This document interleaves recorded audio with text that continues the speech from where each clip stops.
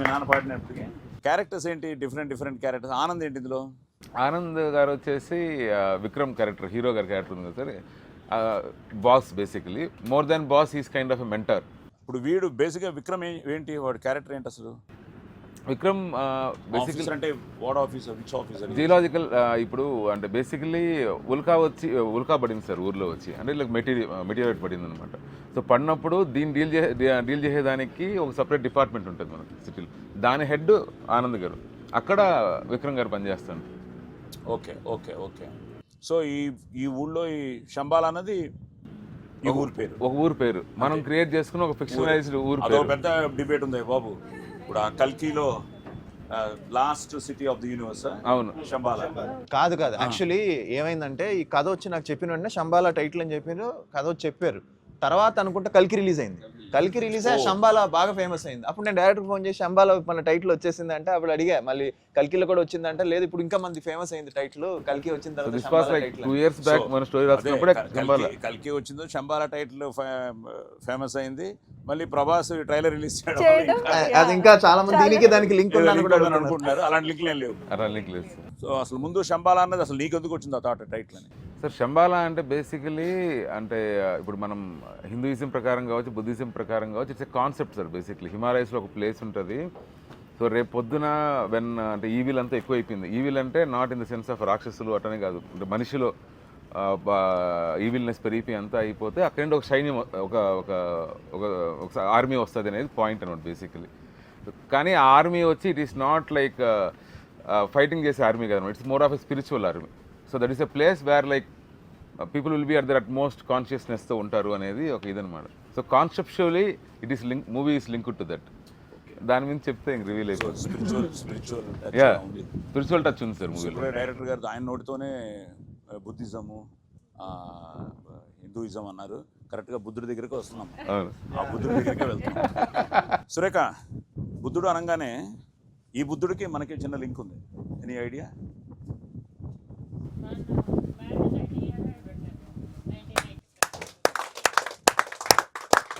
యాక్చువల్గా 1985లో ఇది ఇనాగరేటెడ్.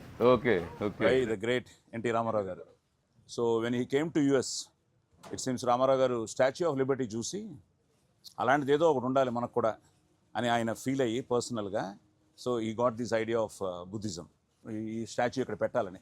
సో ఆయన అప్పుడు ఆ ఇయర్లో దీన్ని, I think like you said 85లో దీన్ని ఫస్ట్ టైం లాంచ్ చేశారు. తర్వాత 92లో అనుకుంటా అది ఇదైంది. ఓకే. సో అలా కనెక్ట్ అనమాట. సో అది కూడా ఈరోజు తెలియకుండా మనం బుద్ధుడి దగ్గరికి వెళ్తున్నాం. సరే నాన్న, మొత్తం మా శంబాల గురించే మాట్లాడుతున్నాం. నీ జర్నీ, నీ 50 years జర్నీ ఎలా స్టార్ట్ అయింది? 1975లో శంబాల ఫస్ట్ పార్ట్ రిలీజ్ అయింది. 1985లో మళ్ళీ బ్రేక్ వచ్చింది, శంబాల 2. 1995లో కన్నడలో మళ్ళీ శంబాల 3 అగ్నిగా వచ్చాను. నీ జర్నీ 2000లో మళ్ళీ శంబాల. కాదు, చాలా మందికి నీ జర్నీ తెలియాలి కదా. సో నా జర్నీ మొదలెడితే ఈ జర్నీ సరిపోదు. ఒక మూవీ కింద కాకుండా, ఒక సిరీస్ కింద, ఒక రీల్ కింద చెప్పేది. అమ్మ నాన్నతో స్టార్ట్ అయ్యి 1972లో స్టేజ్ స్టార్ట్ చేసి దుర్యోధనుడు, ఇప్పుడు సురేఖ డైలాగ్ చెప్పినట్టు, నేను ఔరా ఈ రచన చమత్కృతేమియో గాని ప్రకృతి సౌందర్యము నధక్కరించుచు కురు సార్వభౌముడనైన నా మానసమును సైతం ఆకర్షించుచున్నది. ఒకటేలా చెప్పు మైసం నుంచి చెప్పరా. వివిధ ఫల భరానత శేఖాశిఖ తరువర విరాజితంబు రాజిత తరుస్కంద సమాశ్రిత దివ్య సులభిల్ల పుష్ప మల్లికలు మల్లిక సంభాసురంబు భాసుర పుష్ప గుచ్చ శ్రమన్ మధుర మధుర సంభ్రమద్ భ్రమర కోమల జంకర నినాద మేదురంబు మేదుర మధుకర గణ గణ శంఖానర్దన క్రీడా విరామ మయూర వార విస్తృత కలాప కలాప రమణీయంబు రమణీయ కోమల కలాప కలాప కలాప మంజుల దోహద ధూప ధూమాంకుర సంకీర్ణంబు సంకీర్ణ పుంజ పుంజరంబు. ఆహా.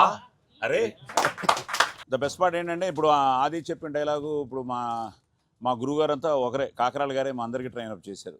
సో నాన్నగారు కాకరాల గారు, అలాగే మా గురువు గారు రమణమూర్తి గారు. సో అక్కడి నుంచి మొదలయ్యి ఆ తర్వాత 1974లో ఎన్టీ రామారావు గారి సంసారం సినిమా, ఫస్ట్ సినిమా, ఆయనతో డబ్బింగ్ చెప్పడం, ఆయన ఆ మైక్లో నేను ఈ మైక్లో, ఆయన బ్లెస్సింగ్స్తో మొదలయ్యి కమల్ హాసన్ గారికి తప్ప ఇండియాలో నేను 1000 సినిమాలు డబ్బింగ్ చెప్పడం జరిగింది. So more than 1000 films. And ఒక్క కమల్ హాసన్ మాత్రం చెప్పలే, సో అందరికీ చెప్పాను. సో అలాగే నటుడిగా 75లో దేవుడు చేసిన పెళ్ళి, తర్వాత ఒక బ్యూటిఫుల్ ఫిల్మ్స్ చేశాను, ఒక 5-6 ఫిల్మ్స్. మళ్ళీ స్నేహం బాపు గారిది. అది అయిన తర్వాత బిగ్ గ్యాప్.